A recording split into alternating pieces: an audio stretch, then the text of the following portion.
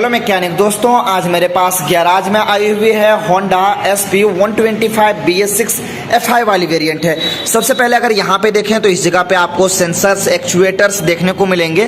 तो आपको प्रॉब्लम को बताने से पहले सबसे पहले आपको किलोमीटर दिखा दें।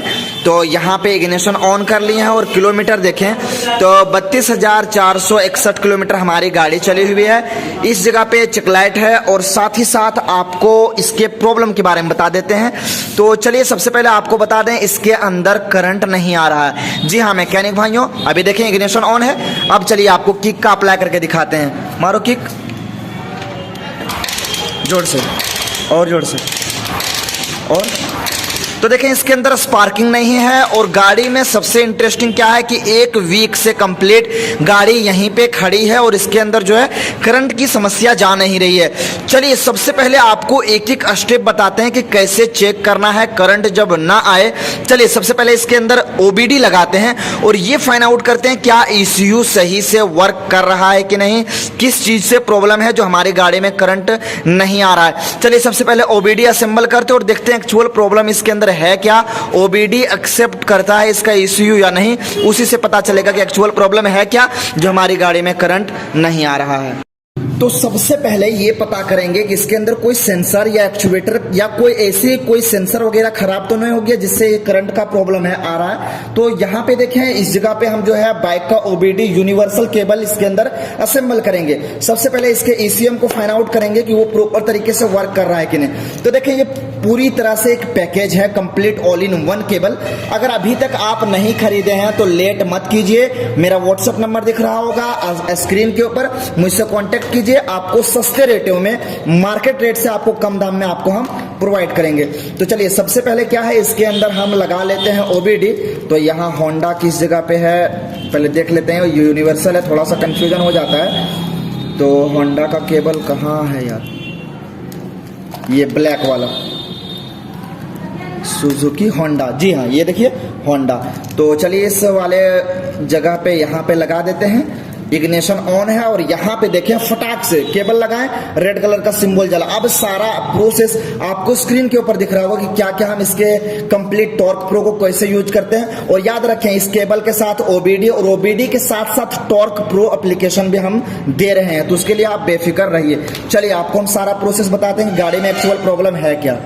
तो स्क्रीन के ऊपर आपको क्या दिख रहा है, सबसे पहले हमें ऑन करना है इसका ब्लूटूथ और साथ ही साथ इसके लोकेशन और मोबाइल नेटवर्क कनेक्शन को हम ऑफ कर देंगे क्योंकि ज्यादातर प्रॉब्लम होता है जब नेटवर्क कनेक्शन ऑन होता है। तो इसके मोबाइल नेटवर्क कनेक्शन को मैंने क्या कर दिया है, ऑफ कर दिया है।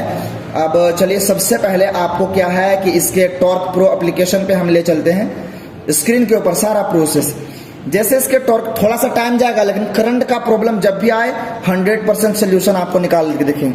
ये देखिए क्या आपको दिखा प्रूफ, ग्रीन कलर का लाइट यहाँ पे फ्लक्चुएट कर रहा है, यानी इससे पता ये चला कि हमारा OBD जो है प्रॉपर तरीके से बाइक से कनेक्ट हो चुका है। अब चलिए फॉल्ट कोड को देख लेते हैं क्या हमारी गाड़ी में फॉल्ट है।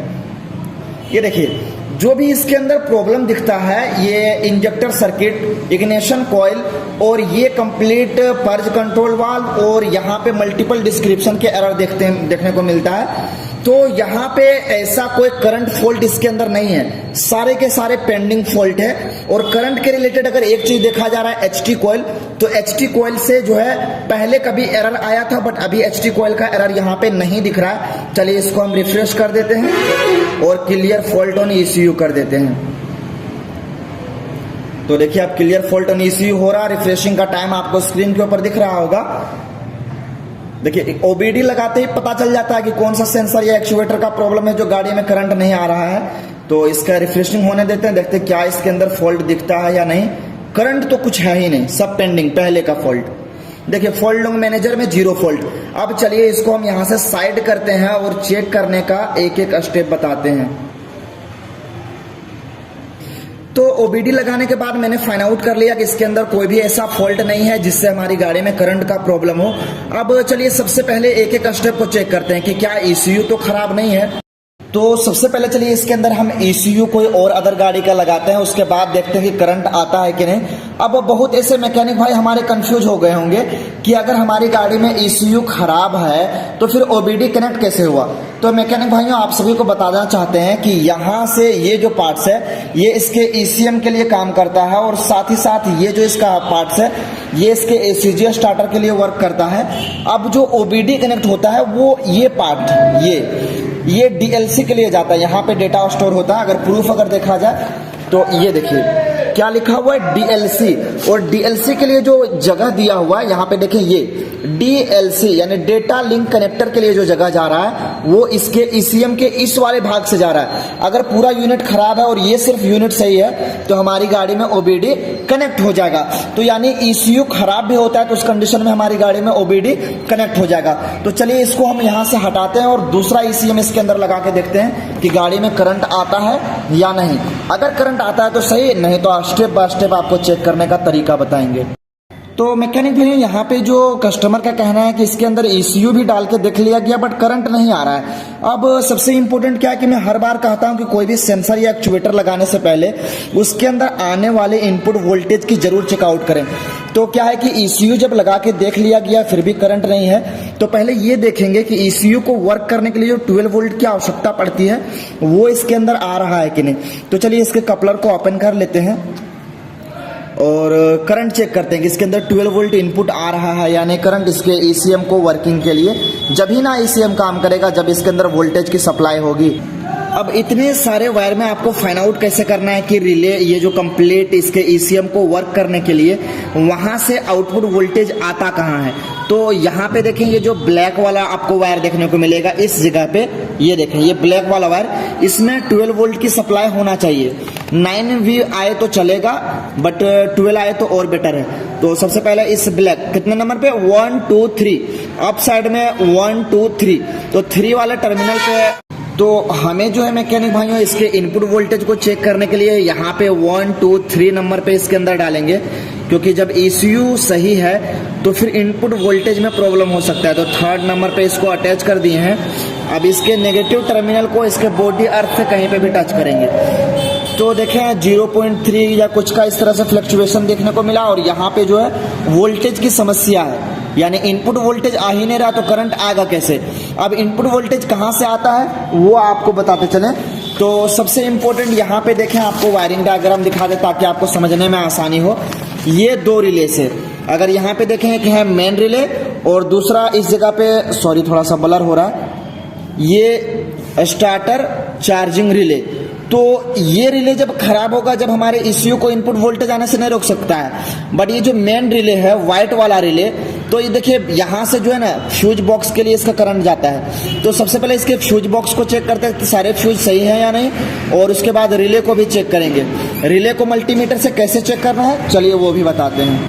तो ये है इसका फ्यूज बॉक्स और ECM के जो रिले जाता है वो 2nd नंबर का यहाँ पे जो रिले है, सॉरी फ्यूज है, वो इसके ECM के सप्लाई के लिए जाता है। अगर इस जगह पे इसका मैनुअल देखें तो यहाँ पे जो 2nd नंबर पे है वो इसके ECU के लिए जाता है। और साथ ही साथ ये 20 नंबर का जो फ्यूज है ये भी काम करता है, बट ये अगर खराब होता तो स्पीडोमीटर में लाइन नहीं जाता बट जा रहा है। तो फ्यूज को हम चेकआउट कर लेते हैं। एक इस वाले फ्यूज को, फ्यूज सटीक है, और एक यहाँ पे भी 2nd चेक कर लेते हैं कंफ्यूजन नहीं, तो ये भी फ्यूज सही है। अब पता ये चला कि इसका जो मेन रिले है जो लोड के लिए काम करता है ECM को यहाँ से सप्लाई भेजने के लिए, वो काम नहीं कर रहा है, क्योंकि इनपुट वोल्टेज जब सही नहीं रहेगा तो फिर हमारी ECU जो है काम नहीं करेगा और परेशानी बढ़ता चला जाएगा। तो वो मेन रिले जिसके बारे में बात कर रहे हैं ये व्हाइट वाला है, ये वाला। अब ये खराब है या सही, इसको मल्टीमीटर से कैसे चेक करना है चलिए आपको बताते हैं। तो रिले चेक करने का आज तक आपने कोई भी नहीं बताया होगा कि रिले को चेक कैसे करना, बट मैं हूं जो आपको कंप्लीट टेक्निकल तरीका बताता हूं। तो ये देखिए ये मल्टीमीटर है, इसको हम 200 ओहम पे सेट करेंगे। यहाँ पे ये देखिए लगा रही है 200 ओहम पे। अब क्या है कि इसका ये एक नेगेटिव टर्मिनल एक पॉजिटिव टर्मिनल, दोनों टर्मिनल को किस पे टच करना है और रीडिंग क्या आएगा वो आपको बताते हैं। तो यहाँ पे ये जो नीडल बना हुआ है स्टील का, इस पे दोनों पे हमें टच करना है। और तो मैंने मल्टीमीटर को होल्ड कर लिया है और ये जो रिले है इसको चेकआउट करेंगे। तो ये दोनों टर्मिनल, यहाँ पे इस स्टील वाले पे एक बार, दूसरा इस स्टील वाले पे 2 बार, जो ये इस जगह पे देखें यहाँ पे और यहाँ पे। तो रीडिंग जो है 150 से नीचे होना चाहिए। आपको अगर स्क्रीन के ऊपर दिखेगा रीडिंग तो वो 150 के नीचे रीडिंग आना चाहिए जब ये रिले सही माना जाता है। तो इसको और इसको, तो रीडिंग देखें काफ़ी ज़्यादा बढ़ चुका है इसका, इसलिए ये जो वोल्टेज की सप्लाई नहीं कर रहा, देखिए कहाँ पे लगाए हैं, इन दोनों जगहों पे।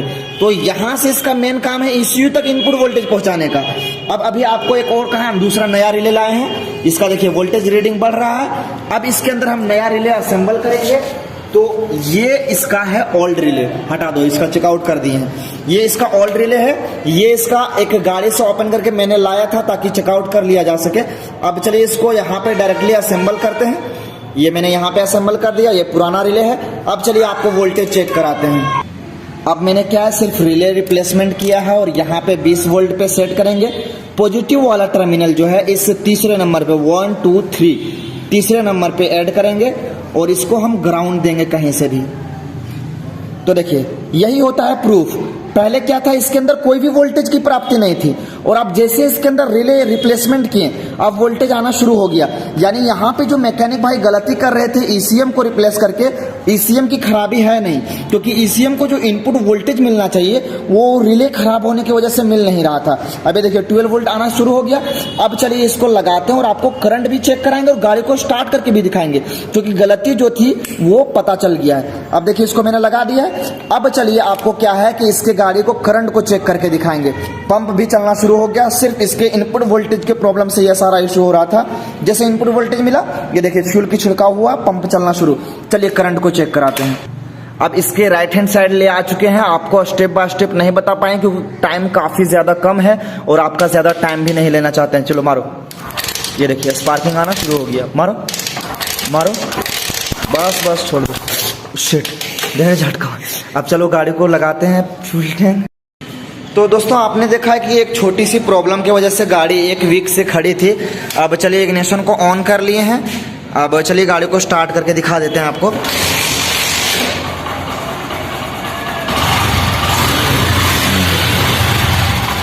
और प्रॉब्लम क्या, सिर्फ रिले, ये वोल्टेज की सप्लाई ECM को नहीं दे रहा था। और चेक लाइट भी अगर दिखा दें, कोई चेक लाइट नहीं, यहाँ देखें कोई भी एरर नहीं, पूरा का पूरा प्रॉब्लम सॉल्व।